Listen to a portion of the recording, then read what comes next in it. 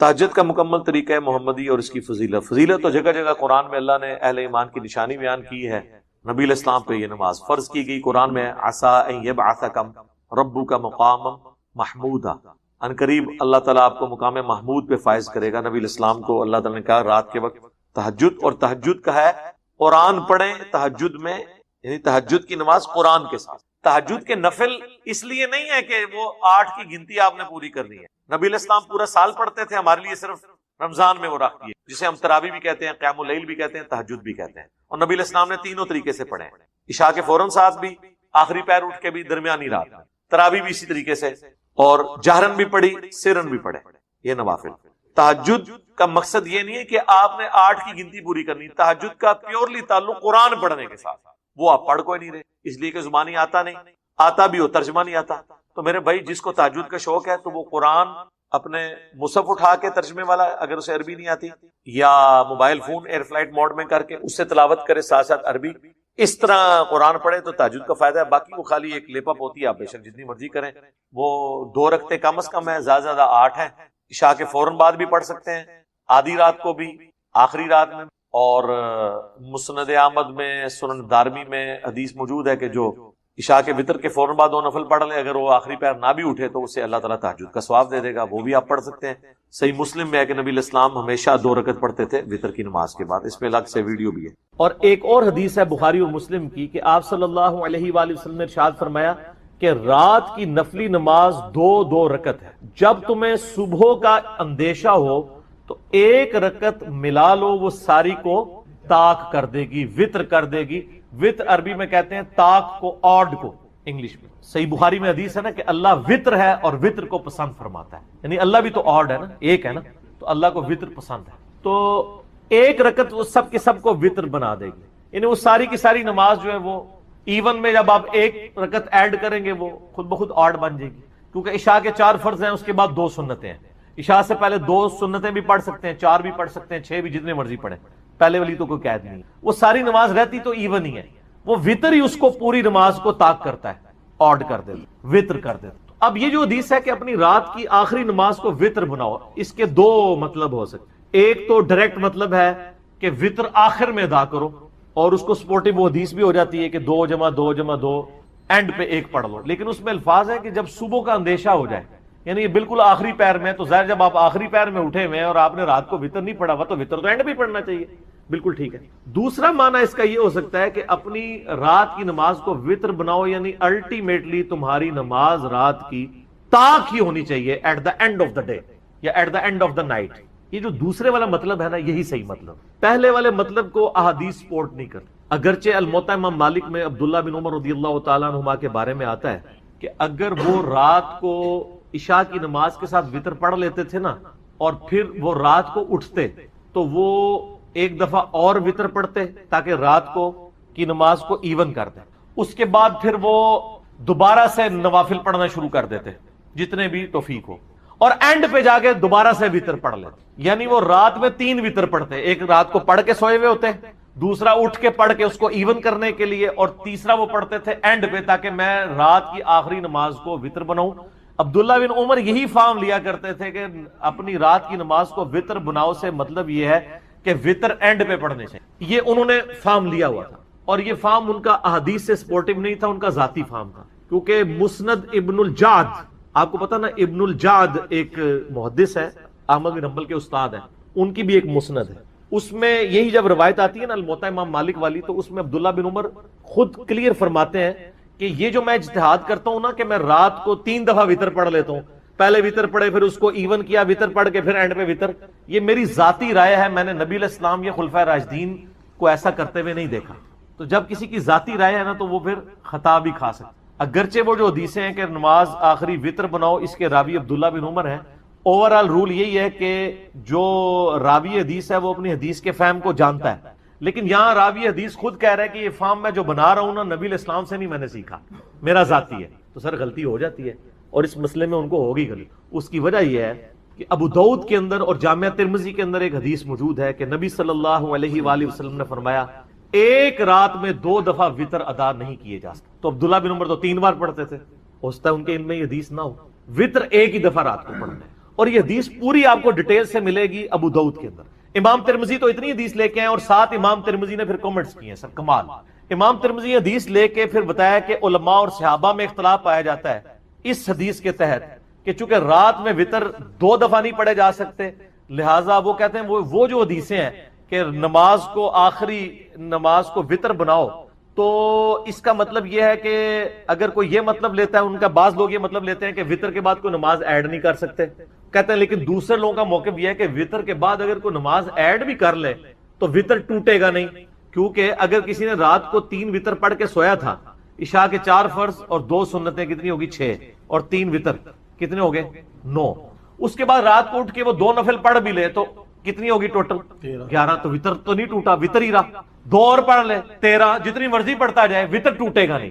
تو امام ترمذی کہتے ہیں ایک فہم یہ ہے، اور امام ترمذی کہتے ہیں یہی فہم صحیح ہے. اور وہ کہتے ہیں یہ فہم اس لیے بھی صحیح ہے کہ خود نبی علیہ السلام بھی وتر کے بعد 2 نفل پڑھا کرتے تھے. اور پھر وہ آگے حدیثیں لے کے آئے کہ سیدہ ام سلمہ اور سیدہ عائشہ صدیقہ رضی اللہ تعالی عنہا سے روایت ہے کہ نبی صلی اللہ علیہ وآلہ وسلم وتر کی نماز کے بعد 2 نفل پڑھا کرتے تھے. اور یہ جو حدیث ہے نا ترمذی میں، یہ حدیث صحیح مسلم میں بھی موجود ہے. صحیح مسلم میں حدیث ہے کہ سیدہ ام سلمہ سلام اللہ علیہا کہتی ہیں کہ نبی علیہ السلام ہمیشہ وتر کی نماز کے بعد 2 نفل بیٹھ کے پڑھا کرتے تھے. اور صحیح مسلم میں ہی ہے کہ اما عائشہ رضی اللہ تعالیٰ عنہا و سلام اللہ علیہا کہتی ہیں کہ ان سے کسی نے آ کے پوچھا کہ نبی علیہ السلام کا اخلاق کیسا تھا. انہوں نے کہا قرآن نہیں پڑھتے، قرآن ہی نبی علیہ السلام کا اخلاق تھا. پھر اس نے پوچھا کہ نبی علیہ السلام کی رات کی وتر کی نماز کیسی تھی، تو وہ کہتی ہیں کہ نبی علیہ السلام 9 رکعت وتر پڑھا کرتے تھے، جس میں 8ویں رکعت میں بیٹھتے تھے. اس کے بعد اس میں 8ویں رکعت میں درود شریف دعاؤں کے بعد پھر کھڑے ہو جاتے تھے، پھر 9ویں میں بیٹھ کے درود شریف دعاؤں کے بعد سلام پھیر دیتے تھے، اور پھر اس کے بعد 2 نفل بیٹھ کے پڑھا کرتے تھے. پھر جب آپ بوڑھے ہو گئے تو پھر آپ علیہ السلام نے 7 رکعتیں پڑھنا شروع کر دی وتر کی، اور جس میں آپ 6ٹھی رکعت میں بیٹھتے تھے اور 7ویں رکعت میں، اور پھر سلام پھیرنے کے بعد 2 نفل بیٹھ کے پڑھا کرتے تھے. تو جو امام ترمذی نے لکھا وہ صحیح مسلم میں بھی موجود ہے. دونوں حدیثیں ام سلمہ سے بھی اور اما عائشہ سے کہ نبی علیہ السلام وتر کے بعد 2 نفل بیٹھ کے پڑھا کرتے. اچھا، یہ ترمذی کی ڈیٹیل میں نے آپ کو یہ حدیثیں بتا دی. یہ جو حدیث ہے نا کہ ایک رات میں 2 دفعہ وتر نہیں پڑھ سکتے، جس کی بنیاد پہ میں نے عبداللہ بن عمر کے موقف کو، ان کے اجتہاد کو غلط ڈکلیئر کیا، اور امام ترمذی بھی ایون غلط ڈکلیئر کرتے ہیں. یہ حدیث ابو داؤد میں پوری ہے سیدنا طلق ابن علی سے. یہ مشہور صحابی ہیں. حدیث اس طرح کہ طلق ابن علی کے بارے میں ایک تابعی کہتے ہیں کہ وہ ہمارے گاؤں میں آئے، انہوں نے آ کے ہمیں نماز پڑھائی، رمضان کا قیام کروایا، اور انہوں نے قیام رمضان کے بعد وتر بھی ہمیں پڑھائے. اس کے بعد وہ اپنے علاقے میں واپس تشریف لے گئے اپنی مسجد میں. وہاں پہ لوگ ابھی تک انتظار کر رہے تھے کہ ہمارے امام آئیں گے تو وہی ہمیں قرات، یعنی ان کی ہم ابتدا میں نماز تراویح یا قیام اللیل کریں گے. تو وہاں جا کے طلق ابن علی نے دوبارہ سے قیام اللیل کروایا اپنے گاؤں کے لوگوں کو. اور جب وتر کی باری آئی تو طلق ابن علی نے مصلی چھوڑ کے کہا کہ اپنے امام کھڑا کرو، کیونکہ میں نے نبی علیہ السلام سے سنا ہے کہ ایک رات میں 2 دفعہ وتر نہیں پڑھے جا سکتے، تو میں تو وتر پڑھ چکا ہوں. اس حدیث سے بے شمار مسائل نکلتے ہیں. نمبر 1، طلق ابن علی نے ایک مسئلہ یہ کلیئر کر دیا کہ جو رات کو وتر پڑھ چکا ہے اس کے بعد وہ جتنے مرضی نفل پڑھے اس کا وتر نہیں ٹوٹے گا. نمبر 2، انہوں نے یہ بھی بتا دیا کہ 2 دفعہ وتر نہیں پڑھے جا سکتے. نبی علیہ السلام سے میں نے خود سنا ہے، تو میں چونکہ ایک دفعہ وتر پڑھ چکا ہوں، اب یہ نہیں کہ میں دوسری بار پڑھوں پھر اس کو توڑ کے پھر اس کو دوبارہ آڈ بناؤں، یہ کام نہیں ہوگا. اور نمبر 3، قیام اللیل کی تعداد کے بارے میں کوئی جھگڑا نہیں ہے. اگر اہل حدیث کہتے ہیں جو 11 سے زیادہ رکعتیں نہیں پڑھنی ہے، تو چلیں ہم مان لیتے ہیں کہ طلق ابن علی نے 11 رکعتیں پڑھائی تھی ادھر، تو 8 پھر آگے پیچھے پڑھائیں گے، کتنی ہوگی 19 20 نیڑے پہنچ ہی گئے نا. تو یہ تراویح کے مسئلے میں کوئی اختلاف نہیں کرنا چاہیے. کوئی 20 پڑھنا چاہتا ہے 20 پڑھے. اور یہ جو جھگڑا بنایا نا کہ جی وہ نبی علیہ السلام سے 11، ہم کہتے ہیں عمومی عمل 11 ہی ہے، لیکن اگر کوئی 11 سے زیادہ پڑھ لیتا ہے نا تو صحابہ کرام اس کے جواز کے قائل ہیں. اسی لیے آپ کو یعنی تابعین میں 40 رکعت تک، امام مالک تو 40 رکعت کے قائل ہیں، تبع تابعی ہیں، اور وہ قائل ہیں عطا بن ابن ابی رباح سے، وہ 20 رکعت پڑھا کرتے تھے. اس طرح کئی اور تابعین ہیں جو 40 رکعت بھی پڑھا کرتے تھے. یہ نفلی عبادت ہے، اس میں کوئی جھگڑا نہیں. اور پھر وہ کہتے ہیں نہیں، والے حدیث کہتے ہیں نہیں جی جماعت کے ساتھ آپ 11 رکعت پڑھیں، بغیر جماعت کے پڑھ لیں. تو یہاں تو طلق ابن علی نے 2 جگہ جماعت کروائی ہے اور پیچھے نہیں پڑھی، خود پڑھائی ہے. تو یہ حدیث والا موقف بھی اس مسئلے میں کمزور ہو گیا. اور حنفیوں کا بھی اگر مان لیں، وہ کہتے ہیں 20 ہی ہیں، تو 20 پہلے پڑھا کے آیا تھا، 20 اور پڑھا دی، 40 ہو گئی، تو تہاڈا بھی موقف غلط ہو گیا. ٹھیک ہے نا؟ کیوں؟ کیونکہ نہ میں وہابی نہ میں بابی، میں ہوں مسلم علمی کتابی۔ نہ ہم نے وابیوں کا دفاع کرنا ہے، نہ بابوں کے ماننے والے بابیوں کا دفاع کرنا ہے، ہم نے علمی کتابی بات کرنا۔ تو طلق ابن علی نے کلیئر کر دیا، اس حدیث کا فہم بھی بتا دیا کہ ایک رات میں 2 دفعہ وتر نہیں پڑھے جا سکتے۔ تو اس حدیث کی یعنی پوری ڈیٹیل ابو داؤد کے بعد بالکل کھل کے سامنے آ گیا۔ اب آ جائیں کہ نبی علیہ السلام کی جو روٹین میں نے بتایا، مسلم شریف میں حدیث ہے ام سلمہ سے اور سیدہ عائشہ سے کہ نبی علیہ السلام کانا کے الفاظ ہیں، یعنی آپ علیہ السلام کی یہ روٹین میں تھا کہ آپ صلی اللہ علیہ وآلہ وسلم نماز وتر کے بعد 2 نفل بیٹھ کے پڑھا کرتے تھے۔ ان وتروں کے بعد 2 نوافل کی فضیلت کیا ہے، اور نبی علیہ السلام تو بیٹھ کے پڑھتے تھے لیکن ہمیں کھڑے ہو کے پڑھنی چاہیے، یہ پوری ڈیٹیل انشاءاللہ میں یہ اذان عصر کے وقفے کے بعد انشاءاللہ تعالی ڈسکس کروں۔ وقفے سے پہلے میں نے عرض کیا تھا کہ آپ صلی اللہ علیہ وآلہ وسلم یہ 2 نوافل بیٹھ کے پڑھا کرتے تھے۔ صحیح مسلم میں 2 روایتیں ہیں، سیدہ ام سلمہ سے بھی اور سیدہ عائشہ سے بھی، اور امام نسائی رحمۃ اللہ علیہ نے بھی سنن نسائی کے اندر یہ حدیثیں لی ہیں اور اس کے اوپر باب باندھا ہے انہوں نے کہ نماز وتر اور فجر کے درمیان نوافل پڑھنے کا جواز، انہوں نے فارم بھی لکھ دیا ہے، وہ کہتے ہیں سلف کا فارم، تو انہوں نے فارم ثابت کی، جواز کیا سنت، انہی احادیث کو انہوں نے دلیل بنایا۔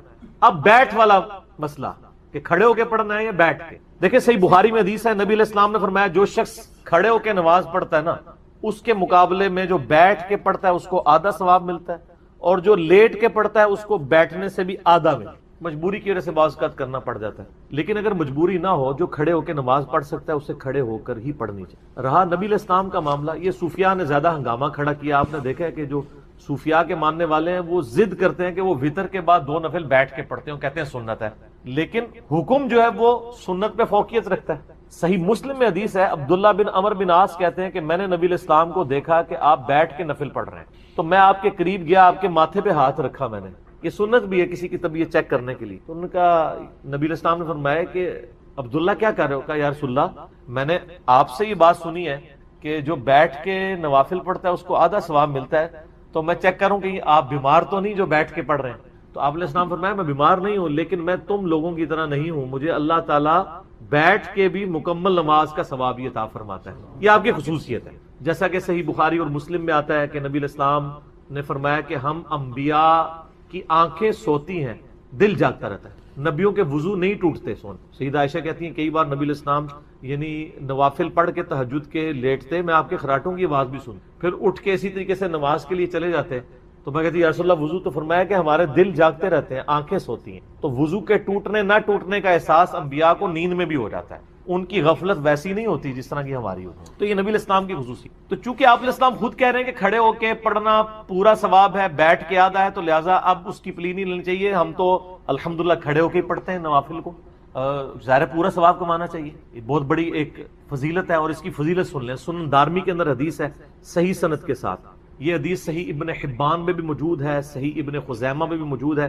کہ نبی صلی اللہ علیہ وآلہ وسلم نے فرمایا کہ رات کی بیداری ایک مشکل کام ہے، خصوصاً سفر کے کانٹیکسٹ میں آتا ہے، سفر میں تو بندہ تھکا ہوتا ہے، رات کی بیداری ایک مشکل کام ہے، جب تم وتر پڑھ چکو تو 2 رکعت پڑھ لیا کرو، اگر رات کے آخری پہر تمہاری آنکھ نہ بھی کھلی تو اللہ تعالیٰ تمہیں رات کے آخری پہر اٹھ کے جو نماز پڑھنے کا ثواب ہے وہ عطا فرما دے۔ سبحان اللہ، کتنی بڑی آسانی ہے، میرے جیسے کمزور لوگوں کے لیے تو بہت بڑی آسانی ہے، اسی لیے سر ہم پڑھتے ہیں اور لوگوں کو ترغیب بھی دلاتے ہیں کہ یار مفت میں آپ ثواب لیں نا۔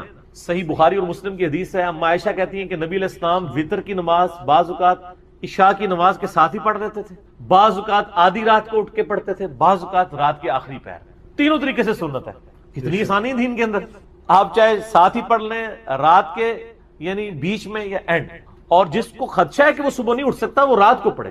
صحیح بخاری و مسلم کی حدیث سے حضرت ابو ہریرہ کہتے ہیں مجھے نبی علیہ السلام نے وصیت کی تھی 3 کاموں کی، نمبر 1 رات کو سونے سے پہلے وتر پڑھ لینا، نمبر 2 اشراق کی نماز پڑھنا، اور نمبر 3 مہینے میں 3 روزے۔ تو یہ انہوں نے اپنی روٹین میں 3 کام رکھے، وہ تو سونے سے پہلے ہی وتر پڑھ لیتے تھے، تو آپ وتر شروع میں پڑھ سکتے ہیں، بیچ میں بھی، اینڈ میں۔ اور ایک بڑی رکت انگیز حدیث ہے سنن ابی داؤد کے اندر، سنن نسائی ابن ماجہ میں بھی موجود ہے، ایک تابعی آتا ہے سیدہ عائشہ کے پاس سلام اللہ علیہا اور کہتا ہے کہ اماں جان یہ بتائیے کہ نبی علیہ السلام جو غسل جنابت ہے، جنبی ہونے کے بعد جو غسل ہے، یہ رات کے ابتدائی حصے میں کرتے تھے یا آخری پہر میں اٹھ کے؟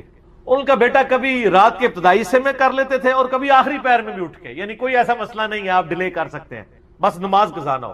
تو اس نے کہا اللہ اکبر سبحان اللہ و بحمدہ، تمام تعریفیں اللہ کے لیے جس نے دین میں اتنی آسانی رکھی ہے، چاہے تو اسی میں غسل کر لو، چاہے فجر سے جسٹ پہلے کر لو۔ پھر اس نے کہا اما جان یہ بتائیے کہ نبی علیہ السلام وتر کی نماز رات کو سونے سے پہلے پڑھتے تھے یا آخری پہر میں؟ انہوں نے کہا بیٹا کبھی نبی علیہ السلام عشاء کے ساتھ ہی وتر پڑھ لیتے تھے اور کبھی آخری پہر میں اٹھ کے۔ تو اس نے کہا اللہ اکبر، تمام تعریفیں اللہ کے لیے ہیں جس نے دین میں اتنی آسانی رکھی۔ پھر اس نے کہا اما یہ بتائیے کہ نبی علیہ السلام کی جو یعنی رات کی نماز ہے اس میں آپ قرات بلند آواز سے کرتے تھے یا آہستہ آواز سے؟ تو ان کا بیٹا کبھی بلند آواز سے بھی کر لیتے تھے، کبھی آہستہ آواز سے بھی۔ پھر اس نے کہا اللہ اکبر سبحان اللہ و بحمدہ، تکبیر بلند کی، اللہ سب سے بڑا ہے، تمام تعریفیں اس کے لیے جس نے دین میں اتنی آسانی رکھی کہ آپ قیام اللیل میں بلند آواز سے بھی قرات کر سکتے ہیں اور آہستہ آواز سے بھی۔ یعنی دونوں مجھے کلچرلی پتہ ہے کہ کس کس مسلک کے اندر کون کون سی یعنی کہانیاں چل رہی ہوتی ہیں۔ تو میرے بھائیو، صحیح بخاری اور مسلم کی متفق علیہ حدیث ہے کہ آپ صلی اللہ علیہ وآلہ وسلم نے فرمایا کہ اپنی رات کی آخری نماز کو وتر بناؤ۔ اور ایک اور حدیث ہے بخاری اور مسلم کی کہ آپ صلی اللہ علیہ وآلہ وسلم نے ارشاد فرمایا کہ رات کی نفلی نماز 2 رکعت ہے، جب تمہیں صبح کا اندیشہ ہو تو 1 رکعت ملا لو، وہ ساری کو تاک کر دے گی، وتر کر دے گی۔ وتر عربی میں کہتے ہیں تاک کو، آڈ کو انگلش میں۔ صحیح بخاری میں حدیث ہے نا کہ اللہ وتر ہے اور وتر کو پسند فرماتا ہے، یعنی اللہ بھی تو آڈ ہے نا، ایک ہے نا، تو اللہ کو وتر پسند ہے۔ تو 1 رکعت وہ سب کے سب کو وتر بنا دے گی، یعنی وہ ساری کی ساری نماز جو ہے وہ ایون میں جب آپ 1 رکعت ایڈ کریں گے وہ خود بخود آڈ بن جائے گی، کیونکہ عشاء کے 4 فرض ہیں، اس کے بعد 2 سنتیں ہیں۔ عشاء سے پہلے 2 سنتیں بھی پڑھ سکتے ہیں، 4 بھی پڑھ سکتے ہیں، 6 بھی، جتنے مرضی پڑھیں، پہلے والی تو کوئی قید نہیں۔ وہ ساری نماز رہتی تو ایون ہی ہے، وہ وتر ہی اس کو پوری نماز کو تاک کرتا ہے، آڈ کر دیتا، وتر کر دیتا۔ اب یہ جو حدیث ہے کہ اپنی رات کی آخری نماز کو وتر بناؤ، اس کے 2 مطلب ہو سکتے۔ ایک تو ڈائریکٹ مطلب ہے کہ وتر آخر میں ادا کرو، اور اس کو سپورٹنگ وہ حدیث بھی ہو جاتی ہے کہ 2 جمع 2 جمع 2 اینڈ پہ 1 پڑھ لو، لیکن اس میں الفاظ ہے کہ جب صبح کا اندیشہ ہو جائے، یعنی یہ بالکل آخری پیر میں، تو ظاہر جب آپ آخری پیر میں اٹھے ہوئے ہیں اور آپ نے رات کو وتر نہیں پڑھا ہوا تو وتر تو اینڈ بھی پڑھنا چاہیے، بالکل ٹھیک ہے۔ دوسرا معنی اس کا یہ ہو سکتا ہے کہ اپنی رات کی نماز کو وتر بناؤ، یعنی الٹیمیٹلی تمہاری نماز رات کی تاک ہی ہونی چاہیے at the end of the day یا at the end of the night. یہ جو دوسرے والا مطلب ہے نا، یہی صحیح مطلب۔ پہلے والے مطلب کو احادیث سپورٹ نہیں کرتے، اگرچہ الموطا امام مالک میں عبداللہ بن عمر رضی اللہ تعالیٰ عنہما کے بارے میں آتا ہے کہ اگر وہ رات کو عشاء کی نماز کے ساتھ وتر پڑھ لیتے تھے نا، اور پھر وہ رات کو اٹھتے تو وہ 1 دفعہ اور وتر پڑھتے تاکہ رات کو کی نماز کو ایون کر دیں، اس کے بعد پھر وہ دوبارہ سے نوافل پڑھنا شروع کر دیتے جتنے بھی توفیق ہو، اور اینڈ پہ جا کے دوبارہ سے وتر پڑھ لیتے، یعنی وہ رات میں 3 وتر پڑھتے، ایک رات کو پڑھ کے سوئے ہوئے ہوتے، دوسرا اٹھ کے پڑھ کے اس کو ایون کرنے کے لیے، اور تیسرا وہ پڑھتے تھے اینڈ پہ تاکہ میں رات کی آخری نماز کو وتر بناؤں۔ عبداللہ بن عمر یہی فارم لیا کرتے تھے کہ اپنی رات کی نماز کو وتر بناؤ سے مطلب یہ ہے کہ وتر اینڈ پہ پڑھنے سے، یہ انہوں نے فارم لیا ہوا تھا، اور یہ فارم ان کا احادیث سے سپورٹیو نہیں تھا، ان کا ذاتی فارم تھا، کیونکہ مسند ابن الجعد، آپ کو پتا نا ابن الجعد ایک محدث ہے، احمد بن حنبل کے استاد ہیں، ان کی بھی ایک مسند ہے، اس میں یہی جب روایت آتی ہے نا الموطا امام مالک والی، تو اس میں عبداللہ بن عمر خود کلیئر فرماتے ہیں کہ یہ جو میں اجتہاد کرتا ہوں نا کہ میں رات کو 3 دفعہ وتر پڑھ لیتا ہوں، پہلے وتر پڑھے پھر اس کو ایون کیا، وتر پڑھ کے پھر اینڈ پہ وتر، یہ میری ذاتی رائے ہے، میں نے نبی علیہ السلام یا خلفائے راشدین کو ایسا کرتے ہوئے نہیں دیکھا۔ تو جب کسی کی ذاتی رائے ہے نا تو وہ پھر خطا بھی کھا سکتا، اگرچہ وہ جو حدیثیں ہیں کہ نماز آخری وتر بناؤ، اس کے راوی عبداللہ بن عمر ہیں، اوورآل رول یہی ہے کہ جو راوی حدیث ہے وہ اپنی حدیث کے فہم کو جانتا ہے، لیکن یہاں راوی حدیث خود کہہ رہا ہے کہ یہ فہم میں جو بنا رہا ہوں نا نبی علیہ السلام سے نہیں میں نے سیکھا، میرا ذاتی ہے، تو سر غلطی ہو جاتی ہے، اور اس مسئلے میں ان کو ہوگی غلطی۔ اس کی وجہ یہ ہے کہ ابو داؤد کے اندر اور جامعہ ترمذی کے اندر ایک حدیث موجود ہے کہ نبی صلی اللہ علیہ وآلہ وسلم نے فرمایا ایک رات میں 2 دفعہ وتر ادا نہیں کیے جا سکتے۔ تو عبداللہ بن عمر تو 3 بار پڑھتے تھے، ہو سکتا ہے ان کے علم میں یہ حدیث نہ ہو، وتر ایک ہی دفعہ رات کو پڑھنا ہے، اور یہ حدیث پوری آپ کو ڈیٹیل سے ملے گی ابو داؤد کے اندر۔ امام ترمذی تو اتنی حدیث لے کے ہیں، اور ساتھ امام ترمذی نے پھر کمنٹس کی، سر کمال، امام ترمذی حدیث لے کے پھر بتایا کہ علماء اور صحابہ میں اختلاف پایا جاتا ہے اس حدیث کے تحت کہ چونکہ رات میں وتر 2 دفعہ نہیں پڑھے جا سکتے، لہٰذا وہ کہتے ہیں وہ جو حدیثیں ہیں کہ نماز کو آخری نماز کو وطر بناؤ، تو اس کا مطلب یہ ہے کہ اگر کوئی یہ مطلب لیتا ہے، ان کا بعض لوگ یہ مطلب لیتے ہیں کہ وطر کے بعد کوئی نماز ایڈ نہیں کر سکتے، کہتے ہیں لیکن دوسرے لوگوں کا موقف یہ ہے کہ وطر کے بعد اگر کوئی نماز ایڈ بھی کر لے تو وطر ٹوٹے گا نہیں، کیونکہ اگر کسی نے رات کو 3 وطر پڑھ کے سویا تھا، عشاء کے 4 فرض اور 2 سنتیں کتنی ہوگی 6 اور 3 وطر کتنے ہو گئے 9، اس کے بعد رات کو اٹھ کے وہ 2 نفل پڑھ بھی لے تو کتنی ہوگی ٹوٹل 11، تو وطر تو نہیں ٹوٹا، وطر ہی رہا، 2 اور پڑھ لے 13، جتنی مرضی پڑھتا جائے وطر ٹوٹے گا نہیں۔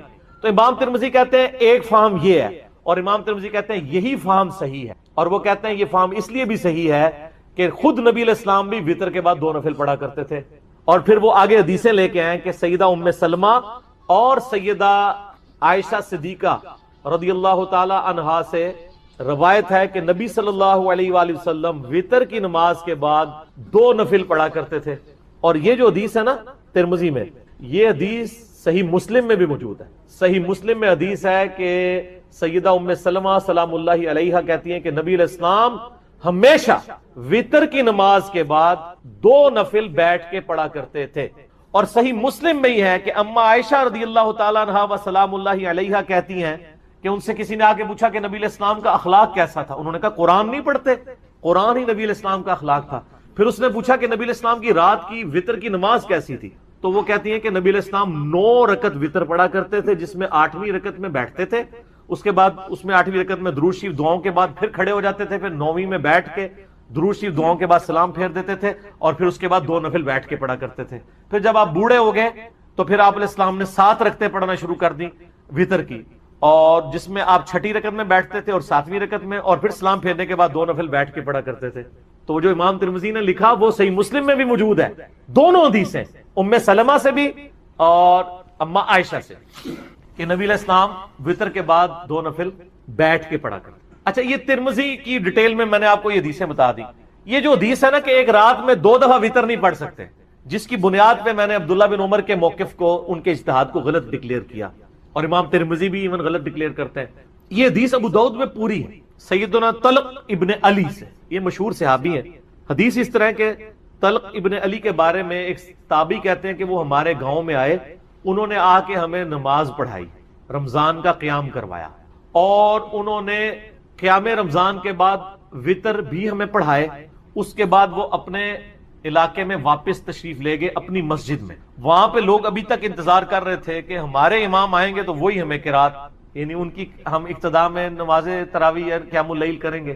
تو وہاں جا کے طلق ابن علی نے دوبارہ سے قیام اللیل کروایا اپنے گاؤں کے لوگوں کو، اور جب وطر کی باری آئی تو طلق ابن علی نے مصلی چھوڑ کے کہا کہ اپنے امام کھڑا کرو، کیونکہ میں نے نبی علیہ السلام سے سنا ہے کہ ایک رات میں 2 دفعہ وطر نہیں پڑھے جا سکتے، تو میں تو وطر پڑھ چکا ہوں۔ اس حدیث سے بے شمار مسائل نکلتے ہیں۔ نمبر 1، طلق ابن علی نے ایک مسئلہ یہ کلیئر کر دیا کہ جو رات کو وطر پڑھ چکا ہے اس کے بعد وہ جتنے مرضی نفل پڑھے اس کا وطر نہیں ٹوٹے گا۔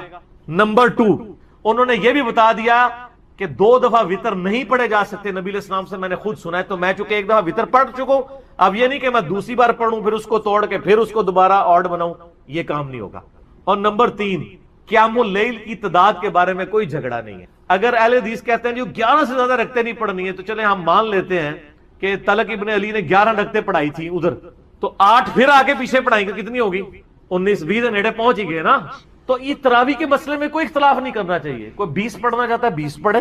اور یہ جو جھگڑا بنایا نا کہ جی وہ نبی علیہ السلام سے 11، ہم کہتے ہیں عمومی عمل 11 ہی ہے، لیکن اگر کوئی 11 سے زیادہ پڑھ لیتا ہے نا تو صحابہ کرام اس کے جواز کے قائل ہیں۔ اسی لیے آپ کو یعنی تابعین میں 40 رکعت تک، امام مالک تو 40 رکعت کے قائل ہیں، تبع تابعی ہیں، اور وہ قائل ہیں عطا بن ابن ابی رباح سے، وہ 20 رکعت پڑھا کرتے تھے۔ اس طرح کئی اور تابعین ہیں جو 40 رکعت بھی پڑھا کرتے تھے، کہ نفلی عبادت ہے، اس میں کوئی جھگڑا نہیں۔ اور پھر وہ کہتے ہیں نہیں، والے حدیث کہتے ہیں نہیں جی جماعت کے ساتھ آپ 11 رکعت پڑھیں، بغیر جماعت کے پڑھ لیں۔ تو یہاں تو طلق ابن علی نے 2 جگہ جماعت کروائی ہے اور پیچھے نہیں پڑھی، خود پڑھائی ہے۔ تو یہ اہل حدیث والا موقف بھی اس مسئلے میں کمزور ہو گیا۔ اور حنفیوں کا بھی اگر مان لیں، وہ کہتے ہیں 20 ہی ہیں، تو 20 پہلے پڑھا کے آیا تھا، 20 اور پڑھا دی، 40 ہو گئی، تو تہاڈا بھی موقف غلط ہو گیا۔ ٹھیک ہے نا؟ کیوں؟ کیونکہ نہ میں وہابی نہ میں بابی، میں ہوں مسلم علمی کتابی۔ نہ ہم نے وہابیوں کا دفاع کرنا ہے، نہ بابوں کے ماننے والے بابیوں کا دفاع کرنا ہے، ہم نے علمی کتابی بات کرنا۔ تو طلق ابن علی نے کلیئر کر دیا، اس حدیث کا فہم بھی بتا دیا کہ ایک رات میں 2 دفعہ وطر نہیں پڑھے جا سکتے۔ تو اس حدیث کی یعنی یہ پوری ڈیٹیل ابو داؤد کے بعد بالکل کھل کے سامنے آ گیا۔ اب آ جائیں کہ نبی علیہ السلام کی جو روٹین میں نے بتایا، مسلم شریف میں حدیث ہے ام سلمہ سے اور سیدہ عائشہ سے کہ نبی علیہ السلام کانا کے الفاظ ہیں، یعنی آپ علیہ السلام کی یہ روٹین میں تھا کہ آپ صلی اللہ علیہ وآلہ وسلم نماز وتر کے بعد 2 نفل بیٹھ کے پڑھا کرتے تھے۔ ان وتروں کے بعد 2 نوافل کی فضیلت کیا ہے، اور نبی علیہ السلام تو بیٹھ کے پڑھتے تھے لیکن ہمیں کھڑے ہو کے پڑھنی چاہیے، یہ پوری ڈیٹیل انشاءاللہ میں یہ اذان عصر کے وقفے کے بعد انشاءاللہ تعالی ڈسکس کروں۔ وقفے سے پہلے میں نے عرض کیا تھا کہ آپ صلی اللہ علیہ وآلہ وسلم یہ 2 نوافل بیٹھ کے پڑھا کرتے تھے۔ صحیح مسلم میں 2 روایتیں ہیں، سیدہ ام سلمہ سے بھی اور سیدہ عائشہ سے بھی، اور امام نسائی رحمۃ اللہ علیہ نے بھی سنن نسائی کے اندر یہ حدیثیں لی ہیں اور اس کے اوپر باب باندھا ہے انہوں نے کہ نماز وتر اور فجر کے درمیان نوافل پڑھنے کا جواز، انہوں نے فارم بھی لکھ دیا ہے، وہ کہتے ہیں سلف کا فارم، تو انہوں نے یہ فارم ثابت کی، جواز کیا سنت، انہی احادیث کو انہوں نے دلیل بنایا۔ اب بیٹھ والا مسئلہ کہ کھڑے ہو کے پڑھنا ہے یا بیٹھ کے، دیکھیں صحیح بخاری میں حدیث ہے، نبی علیہ السلام نے فرمایا جو شخص کھڑے ہو کے نماز پڑھتا ہے نا، اس کے مقابلے میں جو بیٹھ کے پڑھتا ہے اس کو آدھا ثواب ملتا ہے، اور جو لیٹ کے پڑھتا ہے اس کو بیٹھنے سے بھی آدھا ملتا ہے۔ مجبوری کی وجہ سے بعض اوقات کرنا پڑ جاتا ہے، لیکن اگر مجبوری نہ ہو، جو کھڑے ہو کے نماز پڑھ سکتا ہے اسے کھڑے ہو کر ہی پڑھنی چاہیے۔ رہا نبی علیہ السلام کا معاملہ، یہ صوفیاء نے زیادہ ہنگامہ کھڑا کیا، آپ نے دیکھا ہے کہ جو صوفیاء کے ماننے والے ہیں وہ ضد کرتے ہیں کہ وہ وتر کے بعد 2 نفل بیٹھ کے پڑھتے ہیں، کہتے ہیں سنت ہے، لیکن حکم جو ہے وہ سنت پہ فوقیت رکھتا ہے۔ صحیح مسلم میں حدیث ہے، عبداللہ بن عمر بن عاص کہتے ہیں کہ میں نے نبی علیہ السلام کو دیکھا کہ آپ بیٹھ کے نفل پڑھ رہے ہیں، تو میں آپ کے قریب گیا، آپ کے ماتھے پہ ہاتھ رکھا میں نے، یہ سنت بھی ہے کسی کی طبیعت چیک کرنے کے لیے، تو انہوں نے کہا، نبی علیہ السلام نے فرمایا کہ عبداللہ کیا کر رہے ہو؟ کہا یا رسول اللہ میں نے آپ سے یہ بات سنی ہے کہ جو بیٹھ کے نوافل پڑھتا ہے اس کو آدھا ثواب ملتا ہے، تو میں چیک کروں کہ آپ بیمار تو نہیں جو بیٹھ کے پڑھ رہے ہیں؟ تو آپ علیہ السلام فرمایا میں بیمار نہیں ہوں، لیکن میں تم لوگوں کی طرح نہیں ہوں، مجھے اللہ تعالیٰ بیٹھ کے بھی مکمل نماز کا ثواب یہ عطا فرماتا ہے، یہ آپ کی خصوصیت ہے۔ جیسا کہ صحیح بخاری اور مسلم میں آتا ہے کہ نبی علیہ السلام نے فرمایا کہ ہم انبیاء کی آنکھیں سوتی ہیں، دل جاگتا رہتا ہے، نبیوں کے وضو نہیں ٹوٹتے سون۔ سیدہ عائشہ کہتی ہیں کئی بار نبی علیہ السلام یعنی نوافل پڑھ کے تہجد کے لیٹتے، میں آپ کے خراٹوں کی آواز بھی سنی، پھر اٹھ کے اسی طریقے سے نماز کے لیے چلے جاتے، تو میں کہتی یا رسول اللہ وضو، تو فرمایا کہ ہمارے دل جاگتے رہتے ہیں، آنکھیں سوتی ہیں، تو وضو کے ٹوٹنے نہ ٹوٹنے کا احساس انبیاء کو نیند میں بھی ہو جاتا ہے، ان کی غفلت ویسی نہیں ہوتی جس طرح کی ہماری ہوتی ہے، تو یہ نبی علیہ السلام کی خصوصی۔ تو چونکہ آپ علیہ السلام خود کہہ رہے ہیں کہ کھڑے ہو کے پڑھنا پورا ثواب ہے، بیٹھ کے آدھا ہے، تو لہٰذا اب اس کی پلی نہیں لینی چاہیے، ہم تو الحمدللہ کھڑے ہو کے پڑھتے ہیں نوافل کو، ظاہر پورا ثواب کمانا چاہیے، یہ بہت بڑی ایک فضیلت ہے، اور اس کی فضیلت سن لیں، سنن دارمی کے اندر حدیث ہے صحیح سند کے ساتھ، یہ حدیث صحیح ابن حبان میں بھی موجود ہے، صحیح ابن خزیمہ میں بھی موجود ہے کہ نبی صلی اللہ علیہ وآلہ وسلم نے فرمایا کہ رات کی بیداری ایک مشکل کام ہے، خصوصاً سفر کے کانٹیکسٹ میں آتا ہے، سفر میں تو بندہ تھکا ہوتا ہے، رات کی بیداری ایک مشکل کام ہے، جب تم وتر پڑھ چکو تو 2 رکعت پڑھ لیا کرو، اگر رات کے آخری پہر تمہاری آنکھ نہ بھی کھلی تو اللہ تعالیٰ تمہیں رات کے آخری پہر اٹھ کے جو نماز پڑھنے کا ثواب ہے وہ عطا فرما دے۔ سبحان اللہ، کتنی بڑی آسانی ہے، میرے جیسے کمزور لوگوں کے لیے تو بہت بڑی آسانی ہے، اسی لیے سر ہم پڑھتے ہیں اور لوگوں کو ترغیب بھی دلاتے ہیں کہ یار مفت میں آپ ثواب لیں نا۔ صحیح بخاری اور مسلم کی حدیث ہے، اما عائشہ کہتی ہیں کہ نبی علیہ السلام وتر کی نماز بعض اوقات عشاء کی نماز کے ساتھ ہی پڑھ لیتے تھے، بعض اوقات آدھی رات کو اٹھ کے پڑھتے تھے، بعض اوقات رات کے آخری پہر، تینوں طریقے سے سنت ہے، کتنی آسانی دین کے اندر، آپ چاہے ساتھ ہی پڑھ لیں رات کے یعنی بیچ میں یا اینڈ، اور جس کو خدشہ ہے کہ وہ صبح نہیں اٹھ سکتا وہ رات کو پڑھے۔ صحیح بخاری و مسلم کی حدیث سے حضرت ابو ہریرہ کہتے ہیں مجھے نبی علیہ السلام نے وصیت کی تھی 3 کاموں کی، نمبر 1 رات کو سونے سے پہلے وتر پڑھ لینا، نمبر 2 اشراق کی نماز پڑھنا، اور نمبر 3 مہینے میں 3 روزے۔ تو یہ انہوں نے اپنی روٹین میں 3 کام رکھے، وہ تو سونے سے پہلے ہی وتر پڑھ لیتے تھے، تو آپ وتر شروع میں پڑھ سکتے ہیں، بیچ میں بھی، اینڈ میں۔ اور ایک بڑی رکت انگیز حدیث، الحمدللہ اب توبہ کر چکا ہوں، لیکن اس کے باوجود یہی فکر دامن گیر رہتی ہے کہ شرک تو ناقابل معافی گناہ ہے، معلوم نہیں کہ میری توبہ قبول ہوگی بھی یا نہیں، مجھے بتائیں میں کیا کروں۔ آپ سب سے پہلے تو اس طرح کے خیالات سے توبہ کریں جو آپ کر رہے ہیں، ٹھیک ہے؟ اس کی وجہ یہ ہے کہ سورہ التوبہ کی آیت نمبر 70 میں اللہ تعالیٰ نے فرمایا کہ جو شخص توبہ کر لے سچے دل کے ساتھ، اور اس سے پہلے بڑے بڑے گناہوں کا ذکر ہوا ہے، ان میں سے ایک شرک بھی ہے، بلکہ اب یہ کریٹیکل سوال ہے تو میں یہ آیت پڑھ کے بھی بتا دیتا ہوں، پارہ نمبر 19 کے اندر جا کے سورہ الفرقان کی آیت نمبر ہے یہ 70۔ اعوذ باللہ من الشیطان الرجیم، بسم اللہ الرحمن الرحیم۔ ہاں جی یہ آ گیا والذین لا يدعون مع اللہ الہا آخر، یعنی اللہ تعالیٰ اہل ایمان کی نشانی بتا رہا ہے کہ وہ ایسے لوگ ہیں کہ وہ اللہ کے ساتھ کسی اور کو الہ کے طور پر نہیں پکارتے. ولا يقتلون النفس التي حرم اللہ الا بالحق، اور کسی جان کو ناحق قتل نہیں کرتے. ہاں بفتوی شریعت والا معاملہ علیحدہ ہے، یعنی قتل کے بدلے قتل، وہ بھی گورنمنٹ کا جوڈیشری کا کام ہے، آپ نے خود نہیں کرنا. ولا یزنون، نہ زنا کرتے ہیں. ومن یفعل ذلک یلقى اثاما، جو کوئی یہ 3 گناہ کرے گا ان قریب ان کا عذاب چکھ لے گا. کون سے 3 بڑے گناہ گنوائے گئے ہیں؟ نمبر 1 اللہ کے ساتھ شرک، نمبر 2 قتل ناحق، اور نمبر 3 زنا. حتیٰ کہ بخاری مسلم میں ایک حدیث ہے کہ نبی علیہ السلام سے جب بڑے بڑے گناہوں کے بارے میں پوچھا گیا نا تو آپ نے یہی 3 گناہ گنوائے اور پھر آپ نے کہا قرآن پڑھ کے دیکھو. یعنی نبی علیہ السلام بھی اپنی بات کی دلیل میں قرآن پیش کرتے تھے. ماشاء اللہ تعالی. والذین لا يدعون مع اللہ الہا آخر ولا يقتلون النفس التي حرم اللہ الا بالحق ولا يزنون ومن يفعل ذلك يلقى اثاما يضاعف له العذاب يوم القیامة ويخلد فيه مہانا. جو یہ 3 گناہ کرے گا اس کے لیے عذاب دگنا کر دیا جائے گا قیامت میں، اور وہ ذلیل و خوار کر کے آگ میں یعنی جھونکا جائے گا. الا من تاب، ہاں اگر کوئی ان گناہوں سے توبہ کر لے. کون سے؟ نمبر 1 شرک، نمبر 2 قتل ناحق، اور نمبر 3 زنا. وآمن وعمل عملا صالحا، اور ایمان لے آئے، یعنی ایمان تو پہلے بھی ہوگا نہیں، صحیح والا ایمان، اور نیک عمل کرے. فَأُولَئِكَ يُبَدِّلُ اللَّهُ سَيِّئَاتِهِمْ حَسَنَات، تو پھر ایسے شخص کے گناہوں کو بھی اللہ تعالیٰ نیکیوں سے بدل دے گا. صرف معافی نہیں سر، جتنے بڑے بڑے گناہ تھے اسی لیول کی بڑی بڑی نیکیاں. وَكَانَ اللَّهُ غَفُورًا رَحِيمًا، اور اللہ تعالیٰ تو بخشنے والا مہربان ہے. وَمَن تَابَ وَعَمِلَ صَالِحًا، جو کوئی توبہ کرے اور نیک اعمال کرے. فَإِنَّهُ يَتُوبُ إِلَى اللَّهِ مَتَابًا، تو اللہ تعالیٰ کہتا ہے کہ میرے ذمہ ہے اس کی توبہ کو قبول کرنا.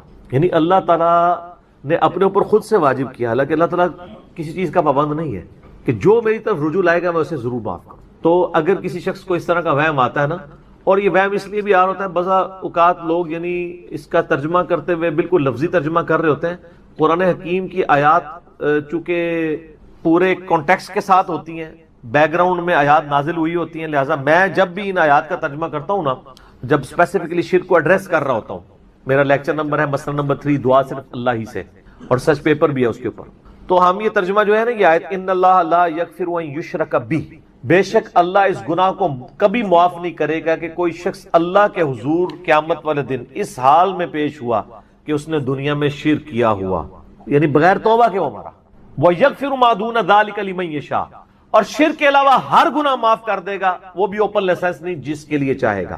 یعنی جو شخص شرک سے توبہ کیے بغیر گیا نا، اس کی تو توبہ ہے ہی نہیں قیامت. ہاں دنیا میں کر گیا وہ معاملہ علیحدہ ہے، قیامت میں اللہ سے اس حال میں ملا کہ اس نے دنیا میں شرک کیا ہوا اور توبہ نہیں کی ہے، تو اللہ تعالیٰ اس کا گناہ معاف نہیں کرے. وَمَن يُشْرِكْ بِاللَّهِ فَقَدْ ضَلَّ ضَلَالًا بَعِيدًا، جو کوئی شرک کرتا ہے وہ گمراہی میں دور جا پڑا. وَلِعَوْذُ بِاللَّهِ تعالی.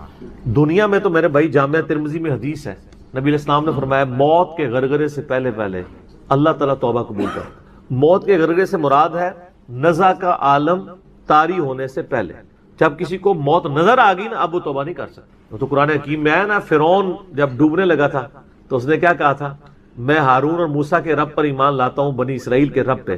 تو اللہ تعالیٰ نے کیا فرمایا تھا، الآن، اب لایا ایمان. حالانکہ ایمان تو لے آیا تھا، وہ غرغرہ تو وہ لے ہی رہا تھا نا، غوطہ تو کھا رہا تھا نا. تو موت کے غرغرے سے مراد ہے نزع کا عالم طاری ہونے سے پہلے. اور اس میں ایک پوائنٹ کئی دفعہ ہائی لائٹ کر چکا ہوں، یہاں پہ بھی کر دوں.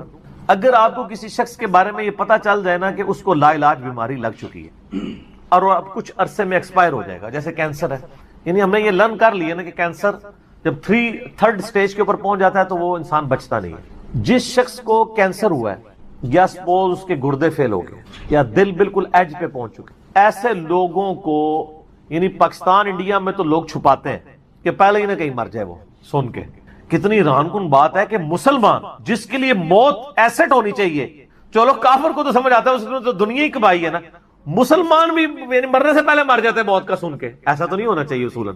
اور یہ ٹانٹ اللہ نے قرآن پاک میں یہودیوں کو دی ہے سورہ جمعہ کے اندر، کہ کہتے ہیں نا اللہ کے بڑے چہیتے ہیں، ان کو کہو کہ تم موت کی تمنا کرو اگر تم سچے ہو. اگر تم اللہ کے چاہتے ہو تو پھر موت تو تمہارے لیے خوشخبری ہونی چاہیے، لائبلٹی نہیں ہونی چاہیے، ایسٹ ہونی چاہیے. اب یہی تان ہمیں بھی آ رہا ہے. مسلمان کی حالت نہیں ہونی چاہیے، اس کو موت کا پتہ چلے تو جناب وقت سے پہلے ہی مرنے کی کوشش کرے. تو لیکن آپ یورپ امریکہ میں اگر کسی کو بیماری ہو نا، اس کو بتا دیا جاتا ہے کہ سر پلان کر لیں 6 مہینے ہیں، اور 6 مہینے بھی ان کے پلان ہیں، وہ 6 سال بھی ہو سکتے ہیں، 6 گھنٹے بھی ہو سکتے ہیں، وہ تو اللہ کی مرضی ہے. وہ ایک ایسٹیمیٹ بتاتے ہیں. یہاں پہ لوگ چھپا لیتے ہیں. اس کا نقصان یہ ہے کہ نہ وہ اپنی لائف کو یعنی کوئی وراثت کے پوائنٹ آف ویو سے مینج کر سکتا ہے، اور سب سے بڑھ کے اسے توبہ کی طرف آپ کو لانا چاہیے. میں تو کہتا ہوں جی کسی کو کینسر ہو گیا ہے، ابھی اس میں موت کا غرغرہ نہیں آیا، کوئی کینسر ہوا ہے نا، پتہ نہیں کب مرنا ہے، ٹھیک ہے نا، نزع کا عالم بھی نہیں ہے، اس کو سب سے پہلے بتائیں کہ بھائی تمہیں لا علاج بیماری ہے، تمہاری ڈیتھ کسی بھی وقت ہو سکتی ہے، اللہ کی طرف رجوع لاؤ. سر اس نے پوری زندگی بھی عیاشی کی تھی نا، وہ اپنی آخرت مینج کر سکتا، وہ تو خیر کر سکتا ہے، ہمیں بھی اپنی آخرت مینج کرنی چاہیے. روزانہ مرنے سے پہلے توبہ کرنی چاہیے. روزانہ ہم مرتے ہیں نا. صحیح بخاری میں حدیث ہے نا، نبی علیہ السلام رات کو سوتے ہوئے کیا دعا مانگتے تھے؟ اللہم باسمک اموت و احیا، میں تیرے نام پر مرتا اور جیتا ہوں، یعنی سوتا اور جاگتا ہوں. کیونکہ صحیح بخاری میں حدیث ہے موت جو ہے وہ نیند کی بہن ہے. اور جب آپ صبح اٹھتے ہیں تو وہ بھی صحیح بخاری میں دعا ہے، الحمدللہ الذی احیانا بعد ما اماتنا والیہ النشور. تمام تعریفیں اس اللہ کے لیے ہیں جس نے مجھے مرنے کے بعد زندہ کیا، یعنی موت کے بعد زندہ کیا، اور میں نے پلٹ کے اس کی طرف جانا ہے. تو رات کو سونے سے پہلے توبہ کریں. اور سب سے بیسٹ توبہ تو وہ بخاری مسلم میں حدیث ہے، جس نے رات میں سورۃ البقرہ کی آخری 2 آیات پڑھ لی اسے ہر چیز سے کفایت کر جائیں گی. آمن الرسول بما انزل الیہ من ربہ والمؤمنون کل آمن باللہ وملائکتہ وکتبہ ورسلہ لا نفرق بین احد من رسلہ وقالوا سمعنا واطعنا غفرانک ربنا والیک المصیر لا یکلف اللہ نفسا الا وسعہا. آنورڈ. اس میں تجدید ایمان بھی ہے، اللہ پر ایمان، کتابوں پر، فرشتوں پر. اس کے بعد دعائیں ہیں، ربنا لا تؤاخذنا ان نسینا واخطانا. اس کے اندر توبہ شامل ہے. سب سے بیسٹ تجدید ایمان جو ہے سورہ بقرہ کی آخری 2 آیات ہیں. اور یہ ہمارے وظیفے میں ہم نے بلو کارڈ کے اوپر بھی لکھا ہے کہ نبی علیہ السلام نے فرمایا، اور یہ حدیث بخاری مسلم دونوں میں، جو شخص رات کو سونے سے پہلے سورۃ البقرہ کی آخری 2 آیات پڑھ لے، اس میں جو کچھ اللہ سے مانگا ہے وہ اس کو دے دیا جائے گا. یہ بھی الفاظ ہے. تو اس میں کیا کچھ مانگا ہوا ہے؟ تو تجدید ایمان. پھر صحیح بخاری میں حدیث ہے کہ نبی علیہ السلام فرمایا جو صبح یقین کے ساتھ 1 دفعہ پڑھ لے سید الاستغفار، اور شام سے پہلے اگر مر گیا سیدھا جنت میں جائے گا. اور اگر شام کو پڑھ لیا پورے یقین کے ساتھ، یقین سے مراد ہے کہ باقی توبہ کا اس کا ارادہ ہوا، صبح سے پہلے مر گیا سیدھا جنت. اللہم انت ربی لا الہ الا انت خلقتنی وانا عبدک وانا علی عہدک ووعدک ما استطعت اعوذ بک من شر ما صنعت ابوء لک بنعمتک علی وابوء بذنبی فاغفر لی فانہ لا یغفر الذنوب الا انت. یہ سید الاستغفار ہے. تو یہ وہ ہے توبہ جو روزانہ کرنی چاہیے، نزع سے پہلے یعنی صبح بھی پڑھے شام کو پڑھے. بلکہ مسند البزار میں صحیح سند کے ساتھ ہے کہ نبی صلی اللہ علیہ وآلہ وسلم ہر فرض نماز کے بعد بھی سید الاستغفار پڑھتے تھے. ہر فرض نماز کے بعد ایک تو ہم پڑھتے ہیں نا اللہ اکبر استغفر اللہ استغفر اللہ استغفر اللہ اللہم انت السلام و منک السلام تبارک یا ذا الجلال والاکرام. اس کے بعد آپ سید الاستغفار آیت الکرسی بھی پڑھیں. آیت الکرسی کے بارے میں بھی آیا ہے سنن نسائی الکبریٰ کے اندر صحیح سند کے ساتھ، ہم نے گرین کارڈ میں ڈالا ہے کہ جو شخص آیت الکرسی فرض نماز کے فوراً بعد پڑھے گا مرتے ہی جنت میں جائے گا. لیکن نماز پڑھے گا، خالی آیت الکرسی نہیں، نماز کے فوراً بعد، تو نماز بھی اس کو پڑھنی چاہیے. تو اس طرح یعنی تجدید ایمان والا یہ معاملہ بھی کرنا چاہیے، اور یہ وہمی نہیں بننا چاہیے کہ اللہ تعالیٰ معاف نہیں کرے گا. صحیح بخاری اور مسلم دونوں میں حدیث ہے کہ میں اپنے بندے کے گمان کے قریب ہوں. جو بندہ میرے لیے گمان کرتا ہے میں ویسا ہوں اس کے لیے. جو شخص یہ کہتا ہے اللہ مجھے معاف نہیں کرے گا تو اس کو واقعی اللہ معاف نہیں کرے گا، اور جو کہے گا کہ اللہ تعالیٰ مجھے معاف کر دے گا اسے اللہ معاف کر دے گا. تو انشاءاللہ تعالیٰ یہ کبھی ایسا نہیں کرنا چاہیے اللہ تعالیٰ سے نا امیدی والا معاملہ. آپ اپنے رب کے وعدوں پر، نبی صلی اللہ علیہ وسلم کے وعدوں پر یقین رکھیں کہ جس شخص نے سچے دل سے توبہ کی ہے اس کی نہ صرف توبہ قبول ہوگی سورۃ الفرقان آیت نمبر 70 کے تحت، بلکہ اس کے گناہوں کو بھی نیکیوں سے بدل دیا جائے گا. تو اللہ تعالیٰ رجوع لانے والوں کو پسند فرماتا ہے. بار بار رجوع لاتے رہنا چاہیے. اللہ تعالیٰ سے اپنے آپ کو آزاد نہیں کرنا چاہیے. نیکی کی ہو یا نہ کی ہو، گناہ کیا ہو یا نہیں کیا، یہ علیحدہ سے بات ہے. نبی علیہ السلام سے بڑھ کر کون نیک ہو سکتا ہے؟ صحیح بخاری میں حدیث ہے کہ میں بھی روزانہ 70 سے زیادہ دفعہ اپنے رب کی طرف استغفار لے کے آتا ہوں. استغفر اللہ و اتوب الیہ، نبی علیہ السلام. اور یہ 70 کا عدد آپ نے کثرت کے لیے بولا ہے. عربی میں 70 کا مطلب 70 ڈیجٹ نہیں ہوتا. 70 کا مطلب 1000 دفعہ بھی ہو سکتا ہے، 10,000 دفعہ بھی ہو سکتا ہے، 100 دفعہ بھی ہو سکتا ہے، کثرت کے لیے بولا جاتا ہے۔ تو استغفار تو بندے کی ضرورت ہے، یہ اللہ سے ایک نیکی ہے، اور ہر چیز کے ساتھ استغفار اٹیچ ہے۔